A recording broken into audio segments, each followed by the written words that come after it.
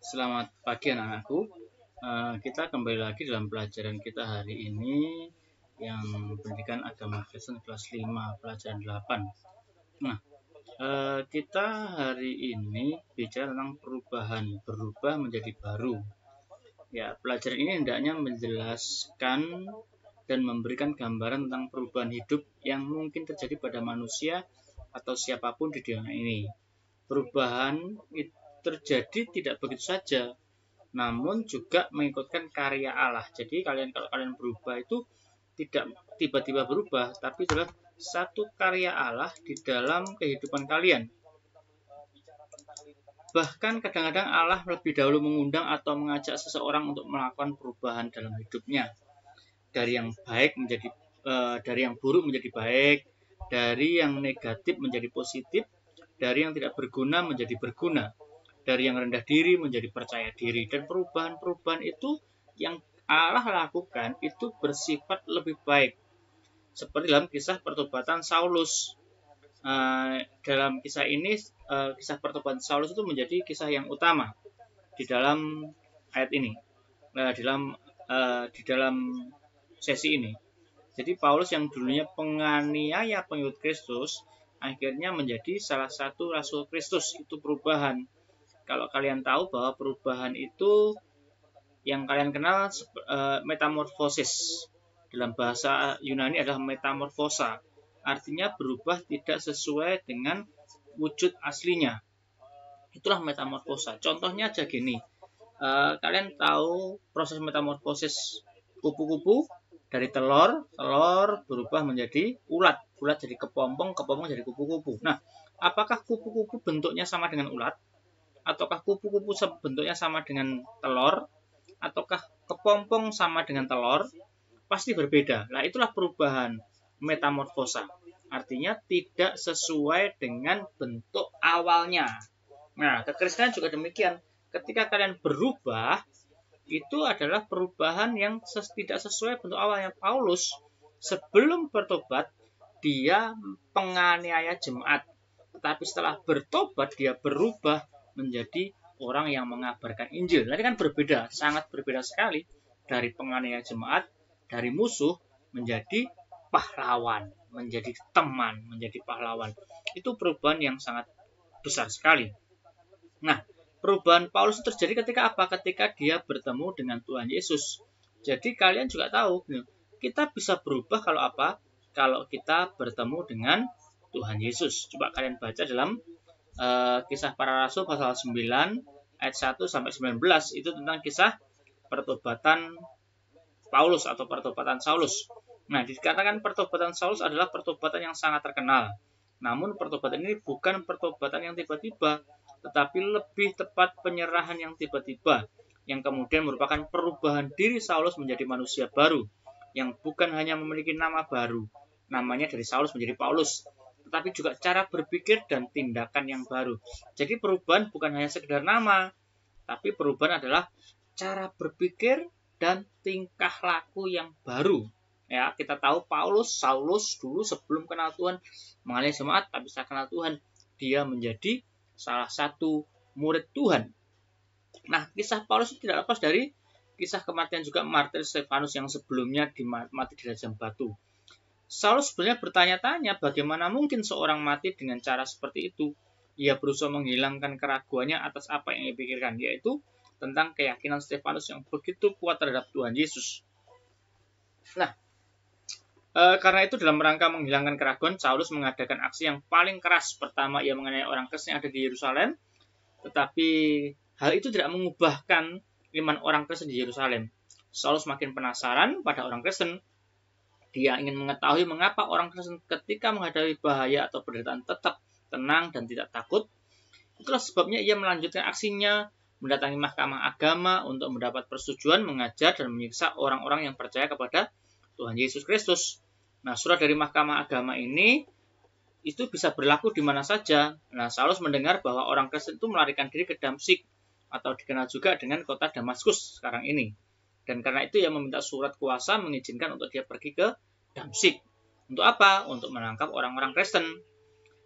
antara Damsyik sama Yerusalem itu sekitar 140 mil atau 226 kilo. Jadi kayak dari Surabaya sampai ke Madiun gitu ya, mungkin ke Madiun gitu 150-200an kilo, mungkin Magetan atau Madiun. Nah, lumayan ya. Kalau naik bis itu mungkin sekitar 4 jam. Tapi zaman dulu naik kuda ya mungkin ya lebih lama lagi gitu. Nah, bila ditempuh dengan jarak jalan kaki, maka Saulus akan tiba setelah 1 minggu. Nah, setelah kalau jalan kaki 1 minggu. Lalu berangkatlah Saulus ke Damsyik. Ia harus melewati Galilea, daerah tempat Tuhan Yesus bertumbuh, berkarya dan melayani. Tentu hal itu menguatkan pikiran Saulus terhadap sosok Yesus yang membuat dirinya penasaran. Sebelum memasuki kota Damsyik, Paulus harus melewati juga perjalanan mendaki Gunung Hermon dan kemudian di balik gunung itulah ia akan tiba di kota Damsyik, wilayah yang dilewatinya dan hendak dituju oleh Saulus. Ia memiliki fenomena alam yang sangat luar biasa. Apabila udara panas bertemu dengan udara dingin, pegunungan itu menjadi satu arus listrik yang sangat kuat, sepertinya seperti itu. Ya, itu kisah tentang Alan.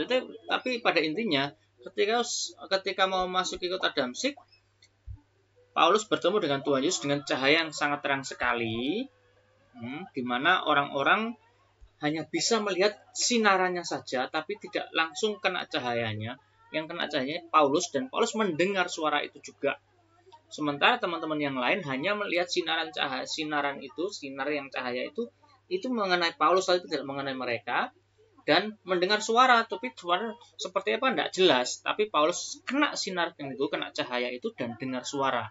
Hai Saulus, mengapa engkau mengenai aku? Nah, dari suara itu. Tapi teman-teman yang lain tidak mendengar suara itu, mungkin hanya bunyi-bunyian aja gitu.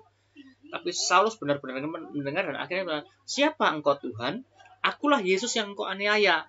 Nah, seperti itu singkat ceritanya. Jadi ketika dia masuk ke kota Damsyik, dia sudah berubah. Ada perubahan dari dendam menjadi dia pengen mengasihi orang-orang yang percaya. Dia buta dan akhirnya dia dipapah untuk memasuki kota Damsyik gitu.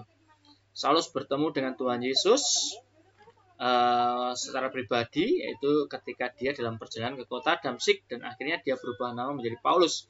Tapi bukan perubahan nama itu, tapi perubahan yang sangat dahsyat adalah ketika dia berubah dari orang yang dulunya menganiaya jemaat, dulunya benci sama orang Kristen, tapi sekarang ketika sudah bertemu dengan Tuhan Yesus, dia menjadi orang yang mengasihi orang Kristen, bahkan menjadi muridnya Tuhan. Ya. Nah, ini coba kalian jawab beberapa pertanyaan, yaitu apa yang kamu ketahui tentang perubahan diri? Perubahan diri apa sih yang berubah? Kayak Paulus tadi. Apa sih berubah? Apa namanya dari Saulus menjadi Paulus? Kan bukan. Yaitu dari apa? Yang Saulus dulunya seperti ini, sekarang menjadi seperti ini. Nah, kalian juga gitu. Dulunya kalian seperti ini, sekarang menjadi seperti ini. Apa? Jadi nomor 1, apa yang kamu ketahui tentang perubahan diri?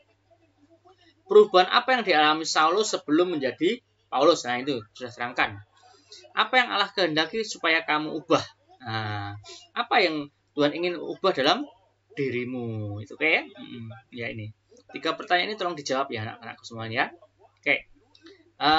Sekarang proses perubahan diri.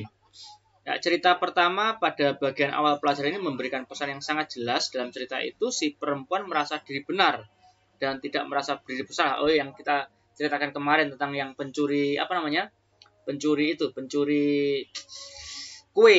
Ya, di waktu kan pernah cerita bahwa ada seorang yang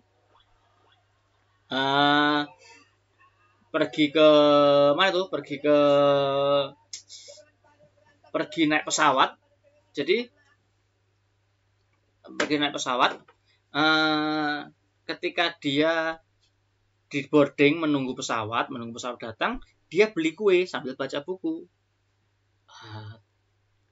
Dia duduk di dekat pemuda, terus dia ambil kuenya sambil baca buku, dia ambil kuenya. Ternyata si pemuda itu juga ambil kue kentang yang dia beli. Si gadis ini makan satu loh. Si pemuda sebelahnya juga makan, padahal nggak kenal. Si gadis ini, kok enak sekali si pemuda ini. Aku yang beli, dia makan. Nggak permisi lagi. Ambil lagi dengan apa yo, grundel gitu yo. Si laki juga ambil lagi. Sok kenal nih. Tibalah pada kue yang terakhir. Si laki ambil. Terus diberikan kepada si gadis itu. Mbak mau? Masih ada satu? Wah, si gadis itu ambil dengan marah. Tanpa bilang terima kasih. Tiba-tiba ada suara panggilan. Pesawat terbang Garuda jurusan Jakarta akan segera terbang. Silahkan semua penumpang arah Jakarta masuk ke dalam kabin pesawat.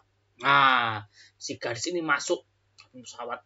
Dia masukkan bukunya, dia pergi, dia jalan ke pesawatnya.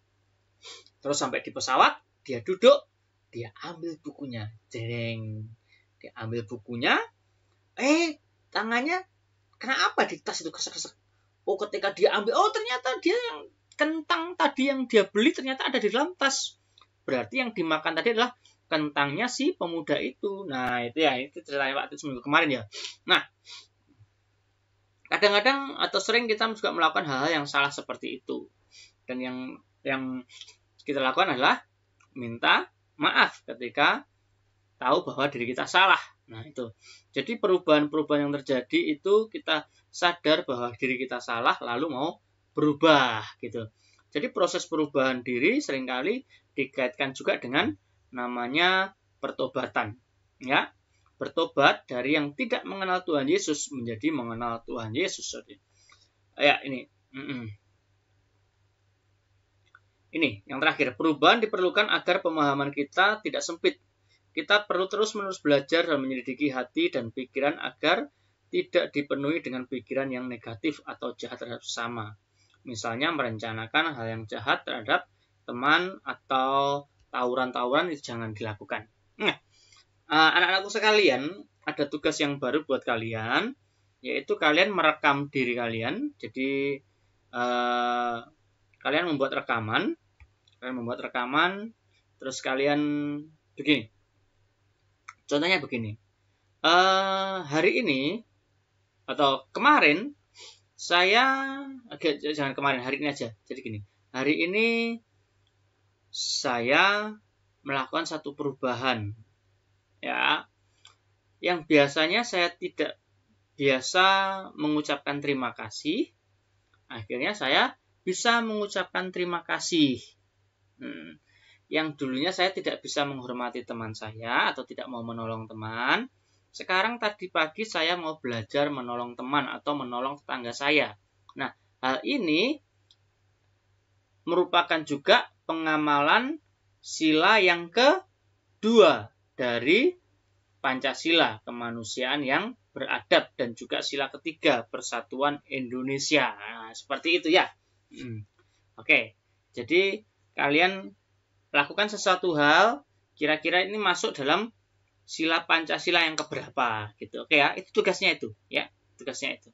Nah, ayo sekarang sudah selesai pelajaran untuk hari ini dan Tuhan Yesus memberkati. Sebelumnya kita berdoa ya.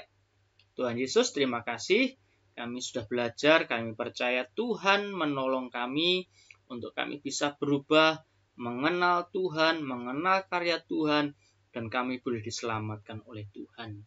Di dalam nama Tuhan Yesus Kristus kami berdoa. Amin. Puji nama Tuhan. Pelajaran cukup sekian dan Tuhan Yesus memberkati.